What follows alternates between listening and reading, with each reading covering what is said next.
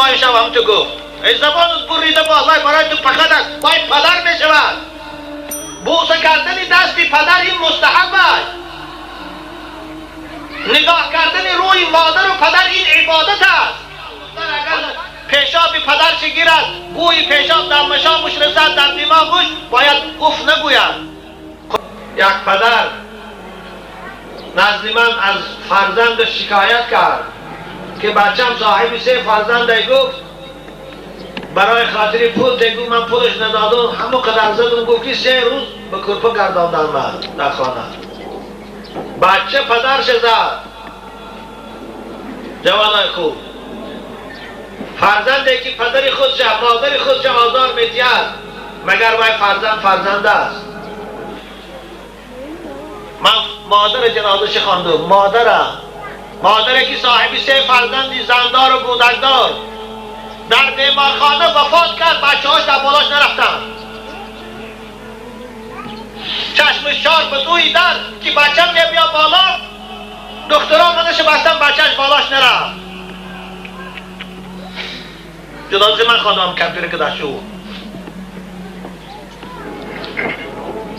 هیچ دین مانند اسلام و هیچ کتاب آسمانی مانند قرآن احترام پدر و مادر و بزرگ داشتن پدر و مادر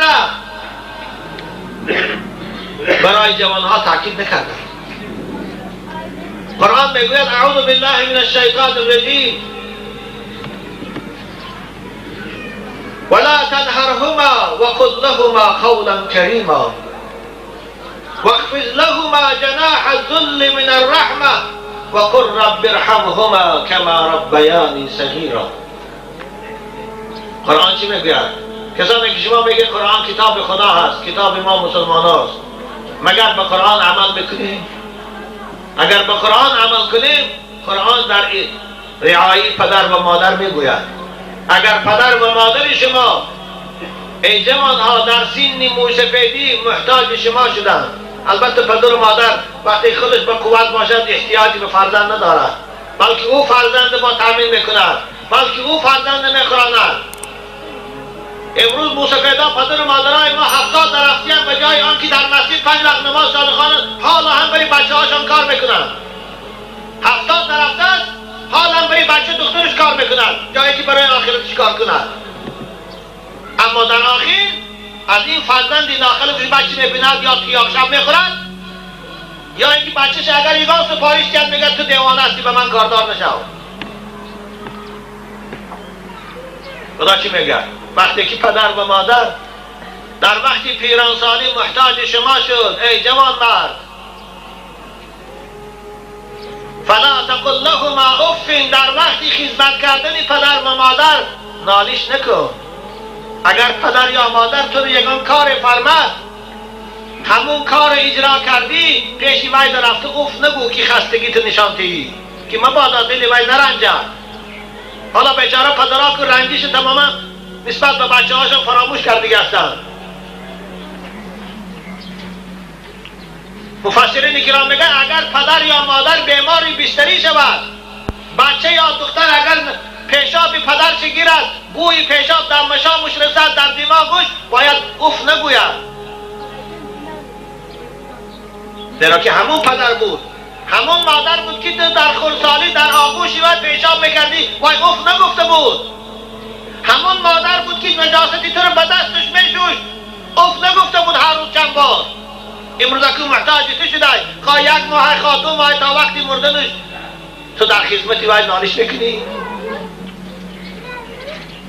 امروز بچه های ما یافتیان پدراشان برجای مانده شد یا میبرن در حصار میپرتیان در شهر نوخانی به صاحباده یا میبرن بلیسه میپرتیان خیلی خودش. خدا قرآن بگه ولا تقل لهما اف، در وقتی خدمتی پدر و مادر اف نگو. وقتی که پدر و مادر به تو گم میزند به تو سفارش میدید تو سفارش وی اجرا کن با زبان ملایم و شیرین. خب پدر جان بود ولا تنهرهما، به سوی پدر و مادر چشم نپیسان. قرآن حتی چشم علق کردن به سوی پدر و مادر اجازه نمیدهد. چه جایی که سخنی درست گفتن چه جایی که تو کاردار نشاب به من گفتنم؟ اگر چی تو ثروتمندی، اگر چی تو صاحب ماشینی سبکروی، اگر چی تو صاحب مگزینی، اگر چی تو صاحب حکومتی، از همین پدری نالایق تو به وای رسیدی. امروز در نظر تو این میتابد؟ فلا تنهرهما، خدا میگه به سوی پدر و مادر چشم دراز نکن. و قل لهما قولا کریما، با پدر و مادر با ملایمی با زبان شیرین سخن کن. حضرت ابن عباس پرسیدن تفسیر همین آیه کلمه جوانای خوب که مراد از این چیست؟ و قل لهما قولا کریما، ما به پدر و مادر چطور صحبت کنیم؟ چطور؟ حضرت گفتن ماننده که غلام در پیش مولاش چگونه با آداب میستن، مادامی که خدمتچی ها در پیش رئیس جمهور چگونه با آداب میستن، باید جوان در پیش پدر و مادرش هم تو با آداب میستن. تاجیکیش همین تلویزیون میبینه که در پشت پرزیدنت ها سکرتراشون چگونه با آدابن، نمیجومن، حتی چشمک نمیزنن، حتی از سطح رئیس جمهور. باید بچه در پیش پدر و مادر هم تو با آداب باشد. این از قرآن از ما طلب دارد.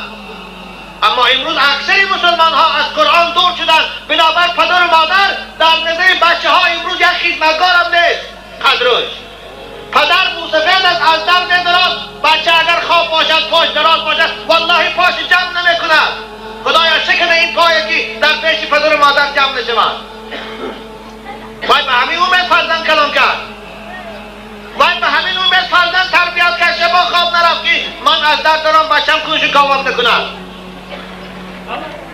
آداب مسلمان این است که پدر از در میدراز باید بچه و دختر پیشی باید خیزد، باید دست گیره در بالا شناند. این است آداب اسلامی، این است آدابی که قرآن به بچه ها تعلیم می‌دهد.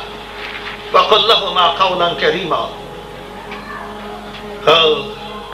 جوانای ما چی یاد گرفتن از تلویزیون؟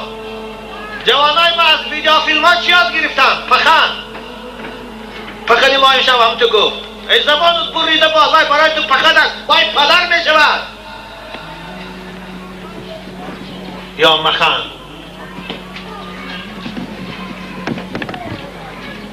این از آدابی که جوانای ما از کوچه یاد گرفتن. اگر اینها مسجد می رفتن روزای جمعه از پیشواهای خود در باب احترام پدر و مادر سخن می شنیدن، پدر پخند نمی گفتن وای پدر است، وای مادر است، وای مربی است.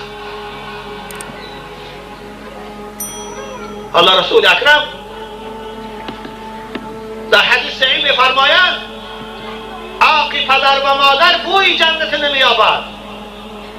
مراد از عاق چی است عزیزان من جوانای خوب؟ مراد از عاق این نیست که پدر گوید که من از بر تو گذشتم یا مادر گوید من شیر چاشیدم. این عاق نمیگویند. عاق همین است که فرزند یا سخن گوید یا کار کند که پدر دلش شکسته شود یا دلش زیق شود، همین خود عاق حساب است.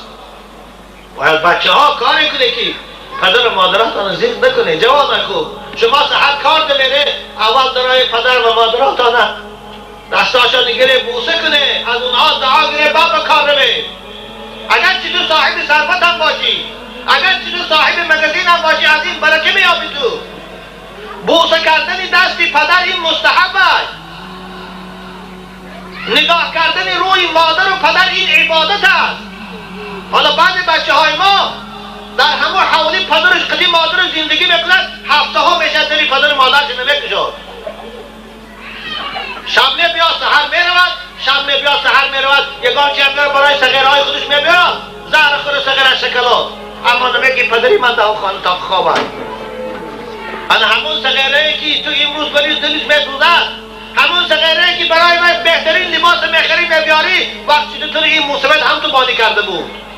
هر دا نقدم که حالی این دادات بالای تو میبیاد. انا همون بچه که شیرین روحت انشاءالله تو رو بلغت میزند. خواهی که در وقت پیری بچه های دوست رویک داد شما رو احترام کنید. امروز پدرهای مصطفیتان و مادرها رو احترام کنید. رسول اکرم میگن برو آباءکم تبرکم ابناؤکم، پدر و مادراتان خدمت کنه در وقت پیری